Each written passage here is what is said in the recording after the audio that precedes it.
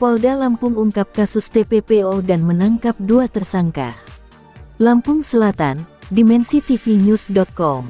Polda Lampung berhasil ungkap kasus tindak pidana perdagangan orang TPPO di depan ruangan pelayanan khusus perempuan dan anak PPA di Reskrimum Polda Lampung, Senin, tanggal 22 Januari tahun 2024. Kombes Pol Umi Fadilah mengatakan ada sekira bulan April tahun 2023, Saudari SG umur 37 tahun alias Mami melakukan perekrutan terhadap Saudari RZ selaku korban dari dugaan tindak pidana perdagangan orang atau perlindungan pekerja migran Indonesia yang terjadi di Lampung Timur Provinsi Lampung untuk diberangkatkan ke negara Taiwan. Dari bulan April tahun 2023 sampai dengan bulan November tahun 2023, setelah calon pekerja migran RZ sudah melengkapi semua berkas dan persyaratan yang diminta oleh SG alias Mami, yang awalnya akan diberangkatkan ke negara Taiwan, namun hingga bulan November tahun 2023 tidak juga mendapatkan panggilan.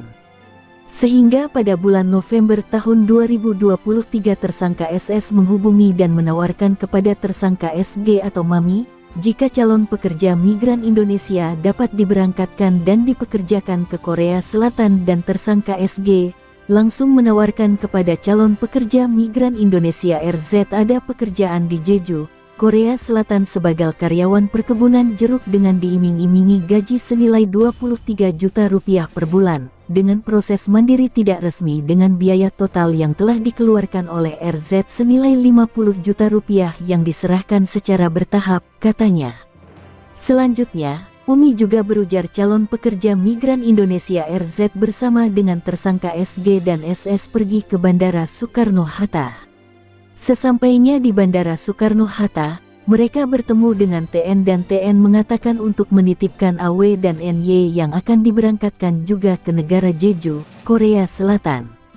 Kemudian tersangka, SG dan SS berangkat bersama dengan RZ, AW, dan NY dan sempat transit di Bandara Kuala Lumpur Malaysia dan Bandara Changi, Singapura. Tersangka SG dan SS bersama dengan SEDER, RZ, AW, dan NY tiba di Bandara Jeju International Airport. Kemudian kelima orang tersebut dilakukan pengecekan dan interview oleh pihak imigrasi Korea Selatan, lalu kelima orang tersebut menyatakan bahwa mereka akan turut berlibur. Tetapi pihak imigrasi curiga dikarenakan kelima orang tersebut tidak memiliki dokumen yang lengkap tiket kepulangan. Lalu kelima orang tersebut langsung diamankan ke ruang isolasi sampai dengan tanggal 12 Januari tahun 2024 oleh pihak imigrasi Korea Selatan. Pada tanggal 12 Januari tahun 2024 tersangka SG dan SS beserta RZ, AW, dan NY dipulangkan ke Indonesia, ujar Umi kembali. Berikutnya, Umi berucap kelima orang tersebut sempat transit di Bandara Changi, Singapura, dan pada tanggal 14 Januari tahun 2024 melanjutkan perjalanan langsung menuju ke Bandara Internasional Yogyakarta. Sesampainya di Bandara Internasional Yogyakarta tersangka SG dan SS beserta korban SAR, RZ, AW, dan NY diamankan oleh pihak bandara dan imigrasi Yogyakarta, dan melakukan koordinasi dengan pihak BP3MI Yogyakarta, dan langsung diamankan di Polres Kulon Progo. Kemudian Polres Kulon Progo melakukan kerjasama dengan Ditreskrimum Polda Lampung guna penindakan dan pengungkapan peristiwa tindak pidana perdagangan orang atau perlindungan calon pekerja migran Indonesia, dan saat ini perkara tersebut ditangani oleh anggota Subdit 4 Ditreskrimum Polda Lampung. Tersangka terkena Pasal 2 Jo Pasal 10 Undang-Undang RI Nomor 21 Tahun 2007 tentang tindak pidana perdagangan orang atau Pasal 81 Jo Pasal 69 Undang-Undang RI Nomor 18 Tahun 2017 tentang perlindungan pekerja migran Indonesia dengan ancaman penjara paling lama 15 tahun dan atau pidana denda paling banyak 600 juta rupiah, tutupnya. Mereka mulai beroperasi sejak tahun 2022 pasca COVID-19.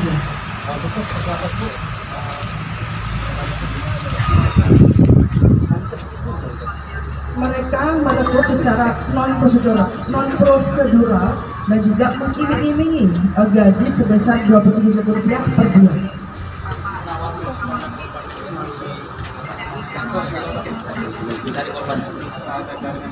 Mereka langsung menawarkan kepada yang bersangkutan, jadi tidak pakai mesej tapi langsung berkomunikasi dengan yang bersangkutan. Targetnya di kampung-kampung ya Bu? Betul sekali, targetnya adalah di kampung-kampung yang mungkin agak mudah untuk dipengaruhi. Yang STM ya Bu ya? Bu, dari satu korban per korban ini mereka ini dapat keuntungan berapa sih? Per orang mereka dapat keuntungan 5 juta. Peran dari masing-masingnya apa?